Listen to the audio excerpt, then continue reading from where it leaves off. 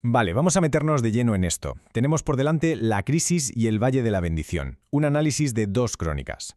Fijaos, vamos a viajar a la antigüedad para ver un caso de estudio absolutamente fascinante sobre cómo liderar cuando las cosas se ponen verdaderamente feas. Hablamos del rey Jehoshafat de Judá. De un día para otro, este hombre se encuentra con una amenaza existencial gigantesca, de esas que te paralizan. Y lo que nos cuenta este relato antiguo nos deja una lección brutal sobre cómo gestionar el pánico extremo, la estrategia y cómo resolver problemas cuando parece que literalmente no hay salida. Es pura tensión, os lo aseguro, y termina de la forma más alucinante que podáis imaginar. Y la historia arranca sin rodeos, directamente en mitad de la acción. Una fuerza de invasión masiva se acerca a En-Gedí. De repente al rey le cae una noticia devastadora, una coalición militar gigantesca. Hablamos de moabitas, amonitas y gente de la región de Seir, marcha directa hacia Judá. Y ojo, porque no es tan lejos que va, ya han llegado a Hazazón Tamar, es decir, a En-Gedí. Para que nos hagamos una idea, es el equivalente antiguo a que suenen de golpe todas las alarmas nacionales.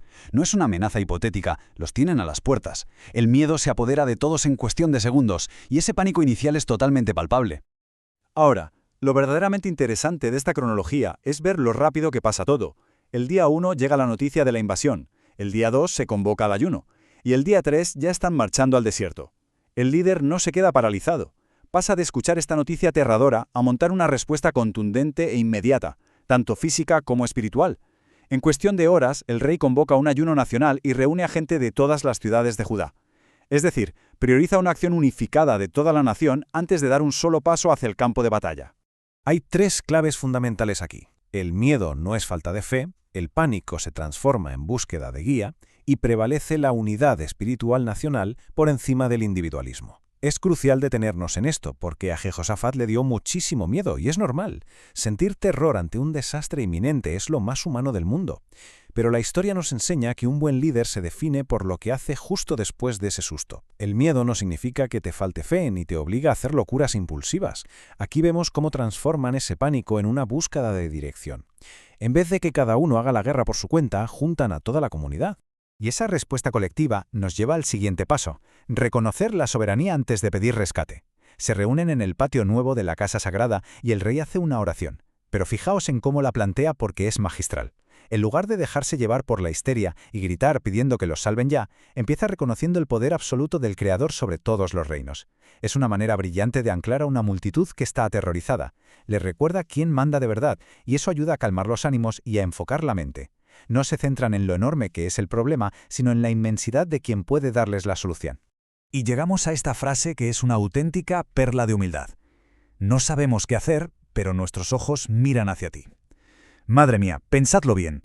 Es rarísimo, casi impensable que un líder supremo, alguien que se supone que debe mostrarse fuerte e infalible, admita en público que no tiene ni idea de qué hacer.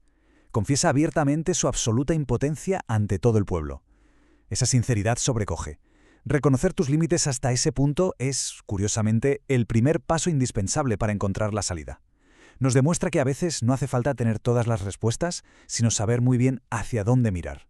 Además, la imagen que nos pinta el texto no es la del típico consejo de guerra cerrado con 4 generales. Nos dice que esposas, hijos y pequeños estaban de pie juntos. Todos en Judá estaban allí. En un momento tan límite, las familias enteras se mantuvieron unidas. Es una escena potentísima. Nos deja clarísimo que buscar la liberación no fue solo una estrategia militar para los soldados, sino un acto de toda la comunidad involucrando a todas las generaciones. El destino de todos estaba en juego, y todos dieron la cara juntos. Vamos a avanzar y ver cómo se desarrolla esto. Porque justo en medio de ese silencio tenso y expectante, el espíritu desciende sobre Jahaziel el levita. Este hombre recibe un mensaje profético para toda la multitud, y sus palabras cortan la angustia de raíz. Les dice: no tengan miedo ni se aterroricen por esta gran multitud, porque la batalla no es de ustedes, sino de Dios. Claro, de un plumazo la responsabilidad inmensa del enfrentamiento se esfuma de los hombros de un ejército que estaba en clarísima desventaja, y la atmósfera de aquel lugar cambia por completo. Pero atentos a las instrucciones militares que les dan. Primero, ocupen sus puestos. Segundo, esténse quietos. Y tercero, vean la salvación. A ver, desde el punto de vista táctico, esto no tiene ni pies ni cabeza. Les dicen que vayan al frente, que tomen posiciones y luego que no hagan nada. Imaginaos la confusión de los generales. La fe y la obediencia les exigían plantarse allí, dar la cara ante el peligro, pero sin depender de sus propias fuerzas para pelear. Es un equilibrio fascinante. Tienes que actuar y ocupar tu lugar, sí, pero sabiendo que el éxito final no va a depender de tu esfuerzo humano. A la mañana siguiente toca marchar hacia el desierto de Tecoa, y aquí la clave es confiar en el mensaje y en los mensajeros. El rey Jehosafat hace una pausa y da un discurso de motivación de esos que importan de verdad. Y ojo, no les dice que afilen las espadas ni que formen los escudos, les pide que se mantengan firmes basándose exclusivamente en la fe. Les dice que confíen al 100% en la palabra divina y en los profetas que le han traído. Nos recuerda que la fe implica seguir instrucciones reales y concretas en el mundo real, incluso cuando vas directo hacia lo desconocido. Y esto ilustra de manera brillante lo surrealista de la situación. Fijaos en las tácticas. Envían a los cantores posicionados delante de los hombres armados, logrando anticipar la victoria y alabar antes de ver el resultado. Militarmente hablando, poner al coro delante del ejército para enfrentarse a 3 naciones invasoras es literalmente una locura absoluta. Pero pensadlo un segundo, es la máxima demostración de obediencia y de dar las gracias por adelantado. Estaban celebrando el triunfo muchísimo antes de que ocurriera nada en el campo de batalla. Y entonces llega la emboscada inesperada. En el instante exacto en el que empiezan a cantar y a celebrar, todo da un giro sorpresivo. Esos 3 ejércitos masivos entran en una confusión total y se tienden emboscadas entre ellos mismos. Los amonitas y los moabitas se lanzan a por los de Seir, y cuando acaban con ellos, se atacan mutuamente hasta aniquilarse. Total, que cuando el ejército de Judá llega por fin a la torre de vigilancia, solo ven un campo de desolación.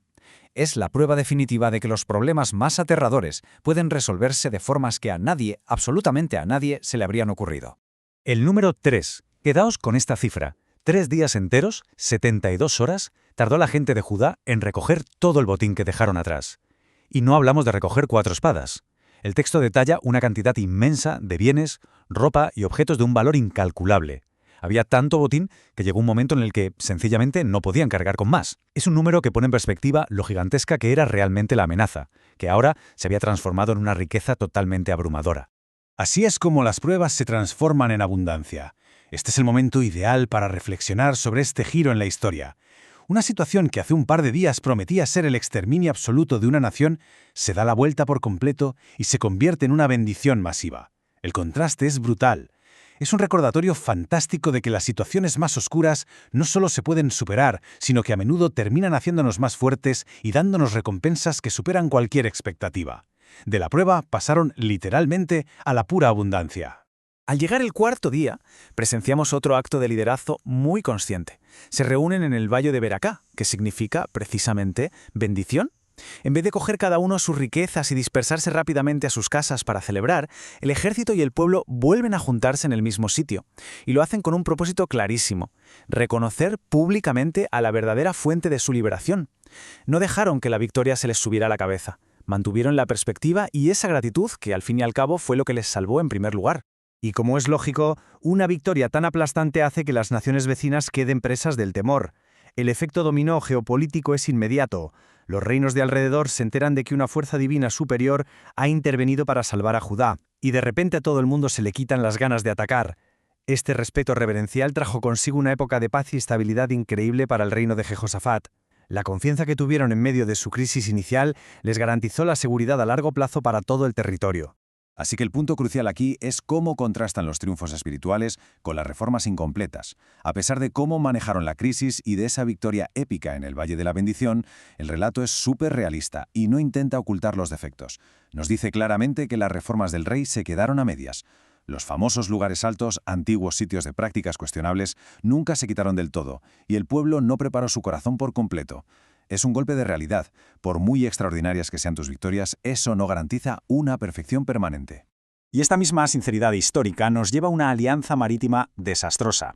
Ya más adelante en su reinado, el rey Jehosafat comete un error grave. Decide entrar en una nueva sociedad comercial para construir barcos en Ezión-Weber con Ococías, el rey de Israel, que tenía fama de ser un tipo de acciones muy reprobables. Es un movimiento diplomático y económico que ignora por completo la necesidad de mantener esa misma integridad que le había salvado la vida en el pasado. Un fallo en toda regla. Vemos las consecuencias de ignorar las lecciones de malas alianzas previas, la advertencia de Eliezer contra la flota y, finalmente, la destrucción de los barcos que iban rumbo a Tarsis. Es que hasta los líderes más grandes meten la pata, si repiten viejos patrones. Jehosafat ya había tenido problemas por hacer tratos con quien no debía, y va y vuelve a caer en la trampa. Un profeta llamado Eliezer le avisa de que su obra sería destruida por haberse asociado con él, Y dicho y hecho, la flota se destroza antes de lograr su objetivo. Es un fracaso que aterriza el relato, demostrando que somos humanos y que el aprendizaje continuo es esencial. Para cerrar este recorrido, nos quedamos con esta pregunta, que es la que cierra el círculo de la historia. Al enfrentar multitudes invencibles, ¿hacia dónde miran nuestros ojos? Hemos pasado por el pánico total, por una humildad inmensa, por una victoria impensable e incluso por los errores humanos que vinieron después. Pero lo que realmente perdura es aquella confesión en su peor momento. Cuando las amenazas te superan, cuando tus estrategias se agotan y no sabes qué hacer, la pregunta clave es en qué te enfocas. Es una reflexión buenísima sobre la fe, nuestra perspectiva y sobre saber reconocer nuestros propios límites cuando los retos nos ponen contra las cuerdas.